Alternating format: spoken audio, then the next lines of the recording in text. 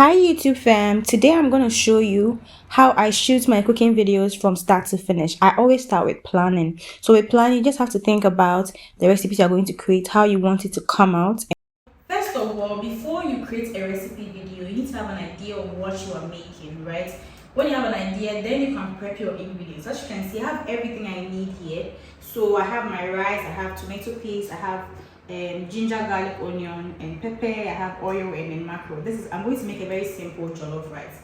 Once you have an idea of it, then you can prep the ingredients. Once the ingredients are prepped, you don't spend too much time when you're making the recipe because everything is right there in front of you. Then before I start my recipe video, before I start filming, I prep all the ingredients. So if I need to blend anything that is not going to come in the video. There are times where I blend when I'm filming the video, or I cut or chop when I'm filming the video. Based on the idea that I have, if I feel like I'm going to prep some things and it's not really going to come in the video, what I'm going to do is prep all those things. So for example, here, if for your video you're not going to be doing any blending on screen, you can just cut, wash everything, blend it in a bowl, in a very presentable bowl, and then once you are filming your video, you just pour it into your pot, right? That is why it's very important for you to know or have a plan of how the video is going to look like. Next, I take some test shots. It's very important for you to see if you are in frame, if certain things are not looking really nice. I always start with test shots to see if I'm in frame, if the meals are being presented or the ingredients are being presented well, or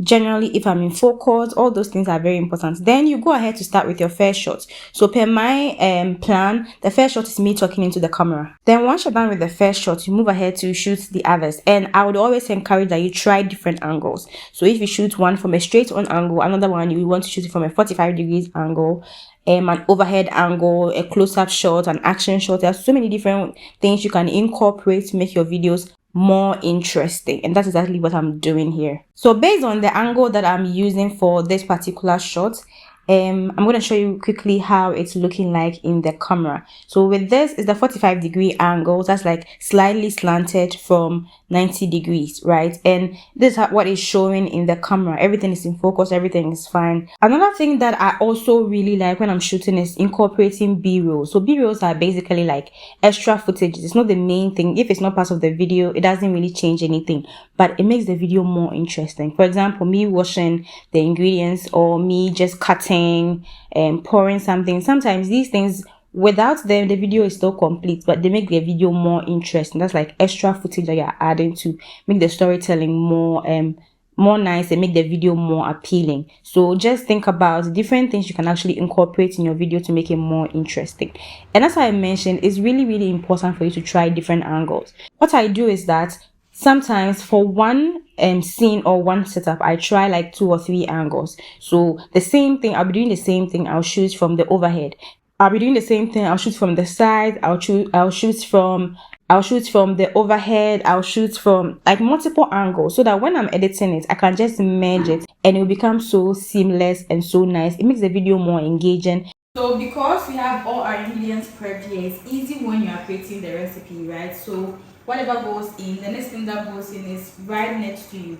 You don't wait till you're creating the recipe, then you go for onions here, tomatoes here.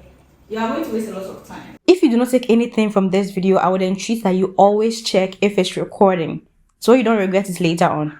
Because I've had instances where I'll finish filming and then I realize that I didn't even press record, but I'm done with everything. Like, I can't go back, and I've lost videos because of that, because I couldn't really edit it. Either I refilm or something like that. So basically the rest is just you cooking your meal and then adjusting the angles as you go. So per the plan that you did, that's why the planning part is very important. So now let's look at the finished video of what we've been able to create so far. Today, we are going to make the simplest jollof rice you see on the internet.